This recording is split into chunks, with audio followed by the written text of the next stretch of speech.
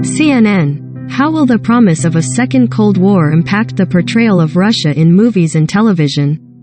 To see a glimpse of what could be in the future, it's worth looking to the past, and what Americans were watching in the 1980s, during the years immediately preceding the Berlin Wall coming down and the Soviet Union crumbling. There was no one kind of Cold War movie during that period, but a variety that tugged at different threads.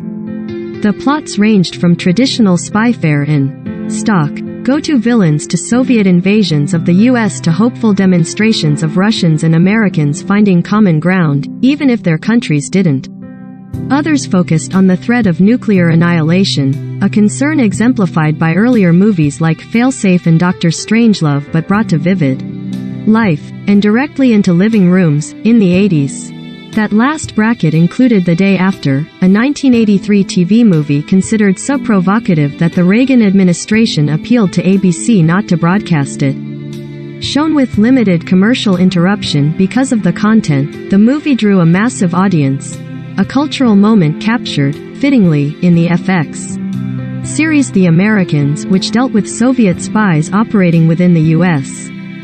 Testament, released the same year, offered a lower-key but no less devastating view of nuclear war's aftermath, while War Games provided a more Hollywood-friendly Patrick Swayze, C. Thomas Howell and Charlie Sheen in the 1984 film Red Dawn. That period also included Red Dawn, in which teenagers defend the U.S. homeland from invading forces, and America, an ABC miniseries that imagined a future America under Soviet-occupied control. Despite Cold War apprehensions, there were plenty of broadly entertaining films built against that backdrop.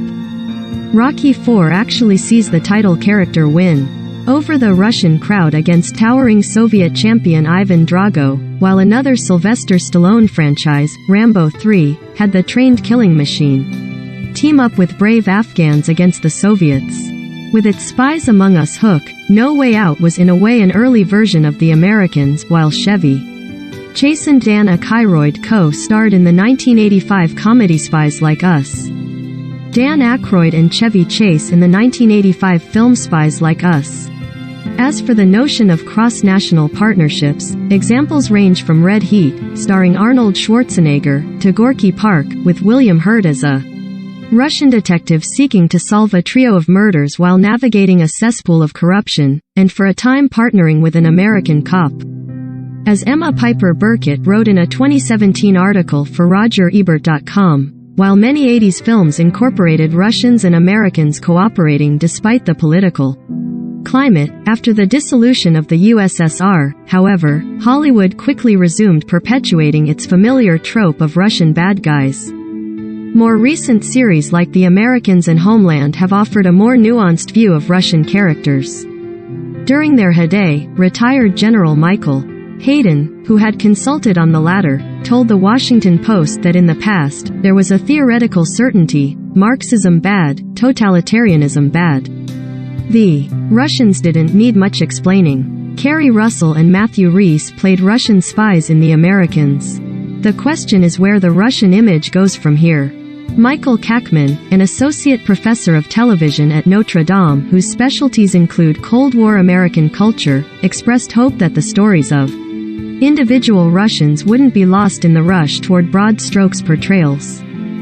Part of the tricky thing is in American popular culture Russians are imaginary people, or at least were during most of the Cold War, Kackman told CNN. If the goal is greater understanding, he added, it's important to remember that Russia isn't just Putin, and to try to be reasonably empathetic about people living within that system. One of the more memorable demonstrations of that mindset in the 1980s came not from film or TV, but Sting's song Russians, which capsulized a vision of the Bethto piece with the lyric, I hope the Russians love their children too. The musician recently issued a new version of the song as a plea for our common humanity, for the brave Ukrainians fighting against this brutal tyranny and also the many Russians who are protesting this outrage despite the threat of arrest and imprisonment. Because it can take years for an idea to become a movie or TV show, it's difficult to say now where recent events will lead. But if the 80s are any indication, and the content landscape has grown exponentially in the decades since, it won't fit in just one basket.